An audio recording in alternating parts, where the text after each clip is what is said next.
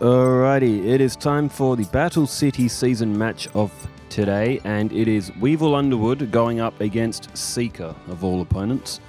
So given that it's a Seeker match, it's time to pull up the comments and read them out, and also try and think of something interesting to talk about for what is probably going to be half an hour or so, because just the way Seeker's matches are, Seeker just sits there and camps and can sometimes take a while for the opponent to win. Weevil has won the rock, paper, scissors and elects to go first.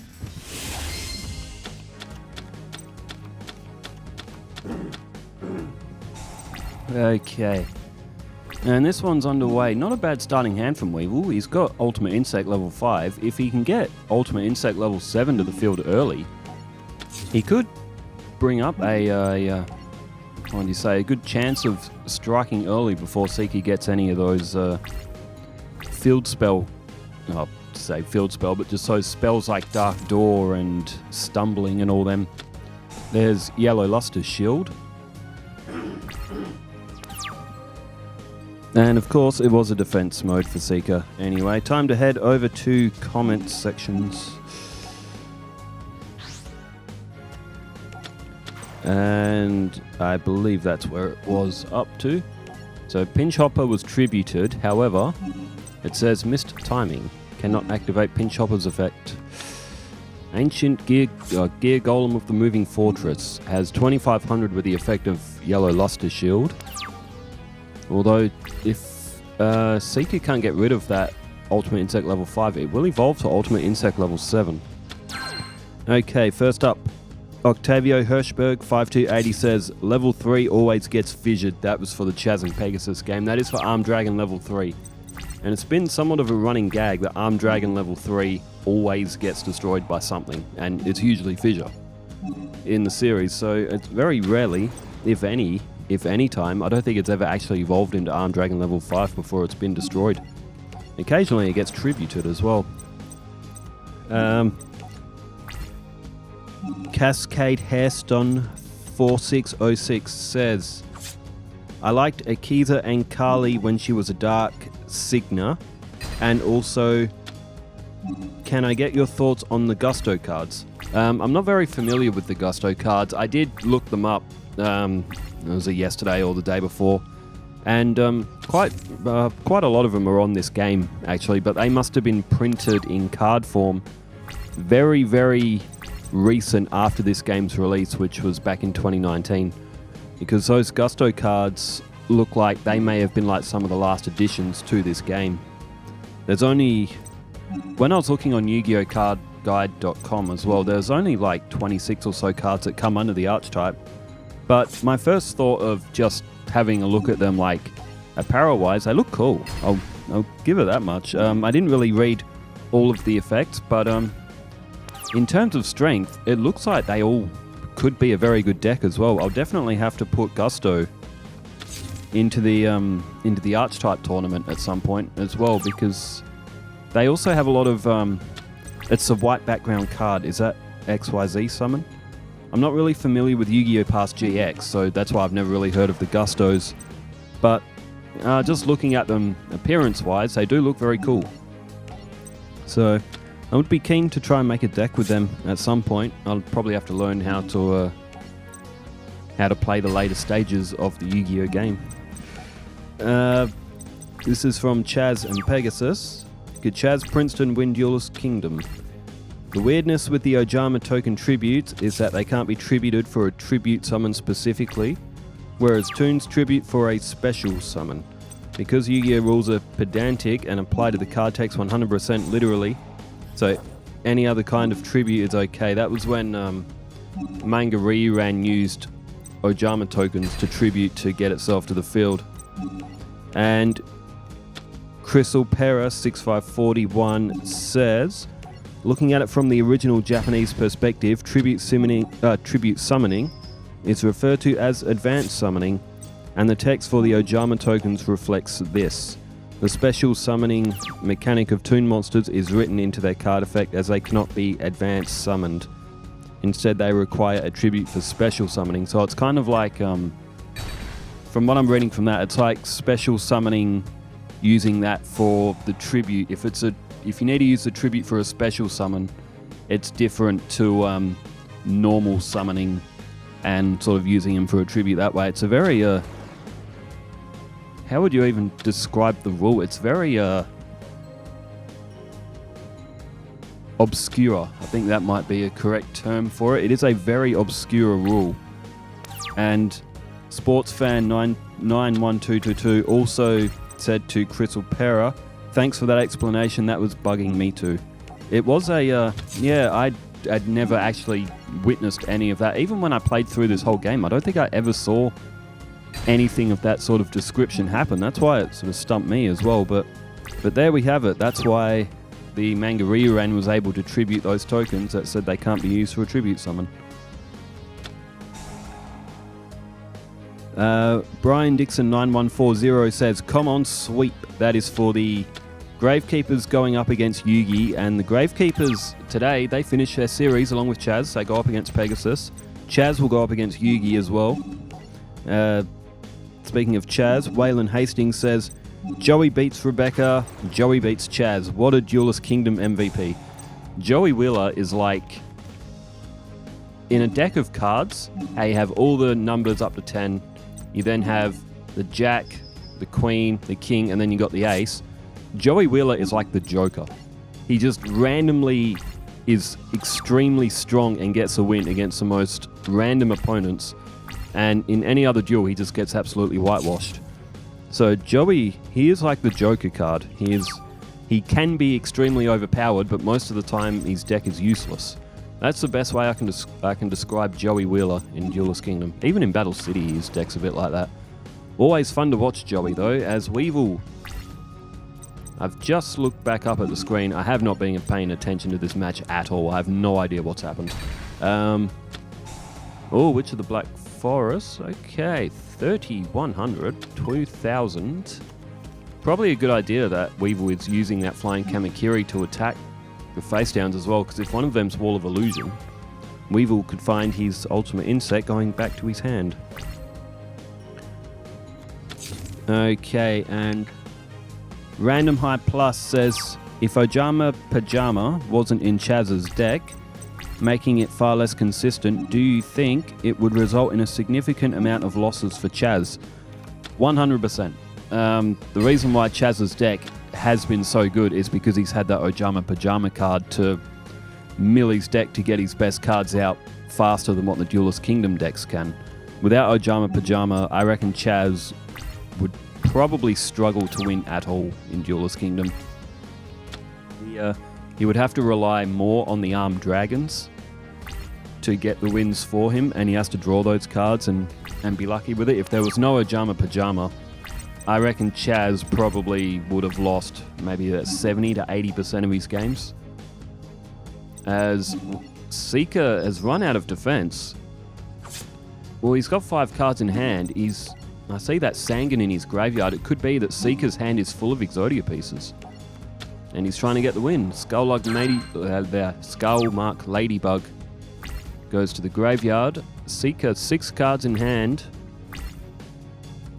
He's only got 900 life points. There's a face down defense. So still just holding on there. And for all the wrestling fans, how good was Raw today? Drew McIntyre is back. And was it Drew McIntyre that attacked Jey Uso? I think that question's most likely going to be a yes now, but we all know it wasn't Seth Rollins like Sami Zayn thought it was. And there goes Venom Cobra. And I promise next year I'm going to make more of an effort to watch AEW. It's in Australia it's actually quite hard to access. However, it would seem that that Foxtel, or somewhat KO as well over here, it's where AEW streams through. They've actually made a dedicated channel for it, and it looks like they're starting to put up the episodes weekly. That's only happened for like the last month or so it may be more accessible and easier to watch for me now here in Australia. As Seeker hasn't played any monsters down, we know he does have Exodia cards in his hand. If he loses an Exodia piece, the duel will just drag on, so it would appear that Seeker may have had all Exodia cards in his hand and has decided to not prolong the suffering of us having to watch him fumble through, because if he loses an Exodia piece, he can't win. So, Glorious Illusion. What does that do? Lightsworn. Lightsworn, that's another big archetype. That'll be fun. It's rock, paper, scissors, shoot is won by Weevil again, and elects to go first. Okay. So with the archetype tournament that I want to do one day, on YugiohCardGuide.com, it's a website. It's got like a whole big list of like every archetype in the game, so that's going to come in very, very handy. Thing is though, there's like 300 of them, so that's going to be a big tournament. I don't think I'd have to. I don't think doing an archetype tournament and just having every archetype in it is even going to work, because some archetypes obviously are just going to get absolutely thumped by others. So maybe it'd be best to go by tier, sort of like strength tier for an archetype tournament or something like that. But we'll cross that bridge when we come to it. There's still a few mini-series I want to do, given that we've got Chaz and Pegasus finishing up. Ooh, Parasite. Yeah, interesting. Because I want to do a series, well, now that these two are finishing, tomorrow I'm going to start the one with Duke Devlin. And I'm also going to do Rebecca takes on Battle City, because everyone really seemed to dig Rebecca's Duelist Kingdom run. And I'll tell you what, I'll use the Duelist Kingdom deck, and I'll run that against Battle City. And then when the Ori Kalkos decks start getting made and we start seeing some of those matches, then I'll update Becca's deck and I'll give her the Allura Queen and all those cards she used in the Ori Kalkos arc. And then maybe she can run Battle City again with that deck as well, and take on some of the Ori Kalkos players, Valen, Raphael, Alistair, Darts, etc. Alright, Seeker, what have you got for us this game? Anything interesting?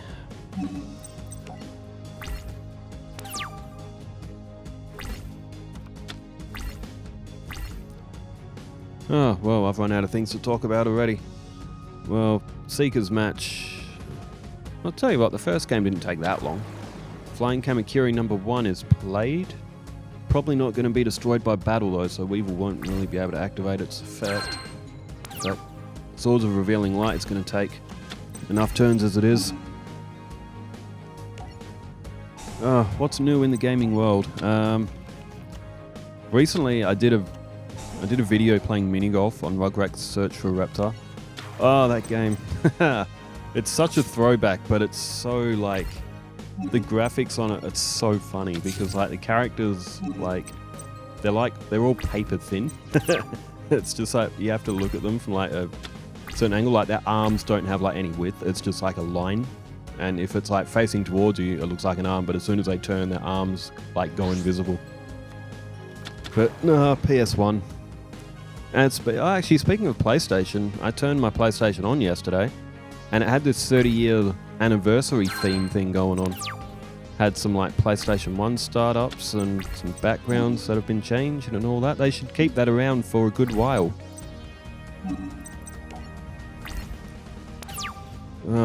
I've been playing GTA San Andreas. I did a playthrough of Vice City. I want to do a series before GTA 6 comes out. I'm going to pass literally every GTA game. Probably except for the mobile ones and probably the handheld console ones, because I wouldn't even have a clue on how to get hold of them. I mean, of course, I could probably buy them off eBay or something, but I also can't record handheld game console footage, so... But as far as I know, most people don't even consider the handheld console GTA games canon, or the mobile version.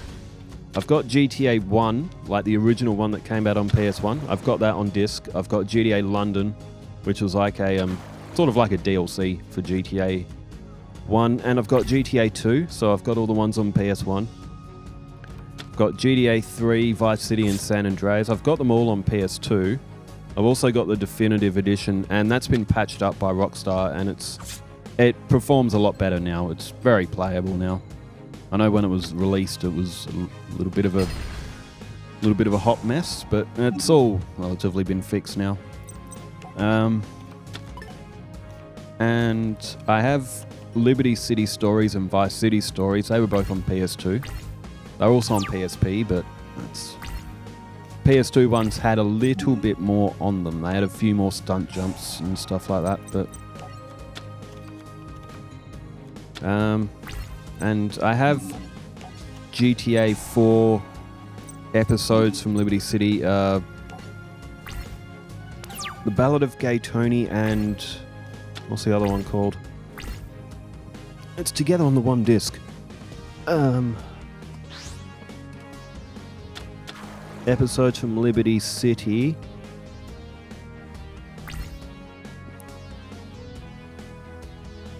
Oh, The Lost and Damned. That's the other one. Lost and Damned and The Ballad of Gay Tony. Ironically, I don't actually have GTA 4. I've never actually played GTA 4. I've never played that episodes of Liberty City either. And the other one is, of course, GTA 5, which I do have passed GTA 5 before. But I'm going for 100%, at least from PS2 onwards. For a, can I pass every GTA game before GTA 6? 100%, except for GTA 1 and 2, because for those who have never played GTA 1, GTA London's the same concept, but GTA London is also a lot easier. But with GTA 1, the stages, like, you don't stay in the same city. It's got Liberty City, Vice City, and San Andreas as like the city names. It's all like bird's eye view graphics and really blocky, but those original cities were in GTA 1. You start in Liberty City, then you go to San Andreas, then you finish in Vice City. 2 stages in each city. And you sort of do mob jobs. It's all text-based, there's no like voiceovers. There's a couple of little cutscenes in there that have voices, but anyway, GTA 1 is extremely difficult.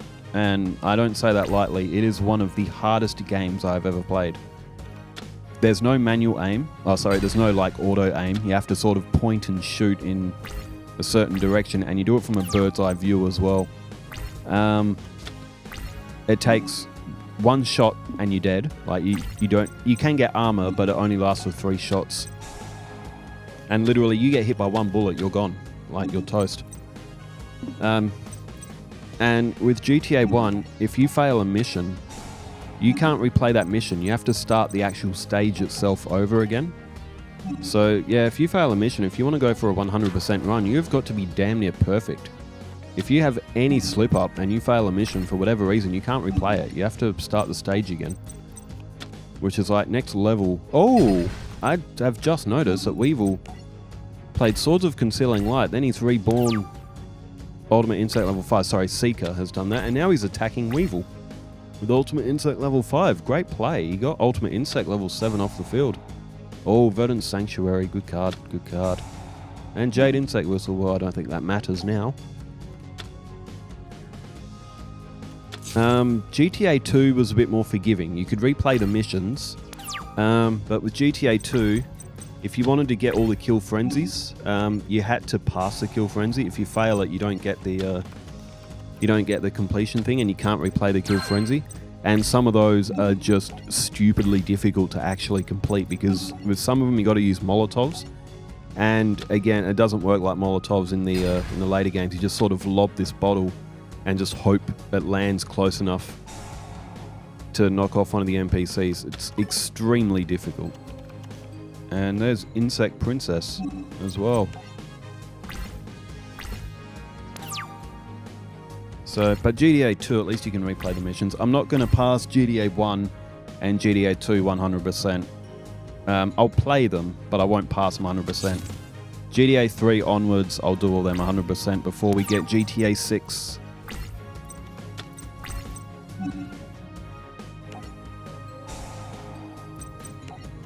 Just for fun. I'm very keen for GTA 6. Another thing I'm also keen for is The Sims 5. I want a 5th edition of The Sims. I mean, Sims 4 is still fun. Like, that's... But I want a Sims 5. I want a new Sims game. You know what I want in Sims? I want the old story modes back. Like in Sims 1 and Sims Busting Out, and even like Sims 2. I haven't finished Sims 2. Been meaning to get back into that too. But I want life mode back. Like to see like the Sims Busting Out. That's what made Sims Busting Out so good, was the story mode behind the game. It was so wacky but so fun. Alright, what's Weevil got here? Oh, Insect Princess. If this card destroys an insect monster by battle, this card gains... How did the attack mode... Hang on, what's an all insect monsters you're... can change your attack position. I didn't know Insect Princess did that. Oh, and Seeker's got Parasite on the field, which is making all of his monsters insect types. Up goes Armored Bee. Oh, and Armored Bee can cut the attack points of Ultimate Insect level 7. Oh my, okay. Insect Princess will gain 500 points whenever it destroys an insect. All of Seeker's monsters are insects because of that Parasite card. Seeker can't get rid of it because he doesn't have any 5-star monsters, because he could just tribute it, but he can't. He hasn't got any. Seeker has not got a single 5-star monster in his deck.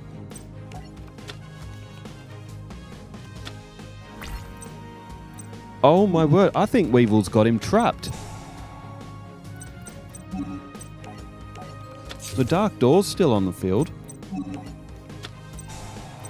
Oh, Seeker's trapped. He can't do anything. Ha ha ha, look at that. Back to attack mode with you. He can only have... And he's got like nothing to attack with. He throws down block attack, but it won't do anything. Oh, this is absolute gold. So Soul Tiger's basically a direct attack. Parasite.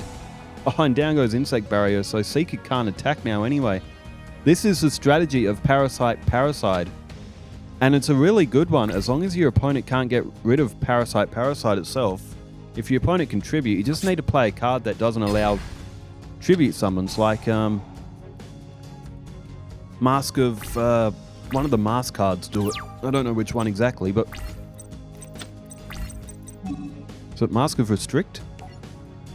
No players contribute? Like, that'll do it with Parasite. Otherwise... And, oh, well, Seeker's done. Because Parasite itself is only 100 attack. It can't get to defense mode. And Weevil's Insect Princess is at 3400. God, this strategy is awesome. And it's worked an absolute treat on Seeker, who is completely trapped. He cannot do a thing. Down goes Forest. And there's Arsenal Bug. If Insect Queen was to destroy Parasite, it would get to 4100 as well.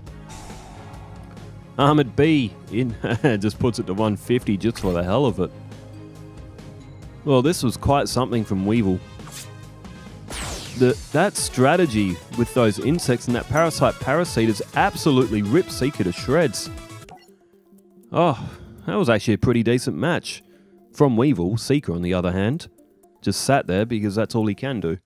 Well, thanks everybody for tuning in. That was actually quite a good finish by Weevil. We've got Gravekeepers and we've got Chaz. Their series ends tonight. So Chaz is taking on Pegasus. Gravekeepers are taking on... No, Chaz is taking on Yugi. Gravekeepers are taking on Pegasus. Thanks everybody for tuning in, and thanks for leaving all the comments as well. Wherever you are in the world, stay safe, take care, farewell.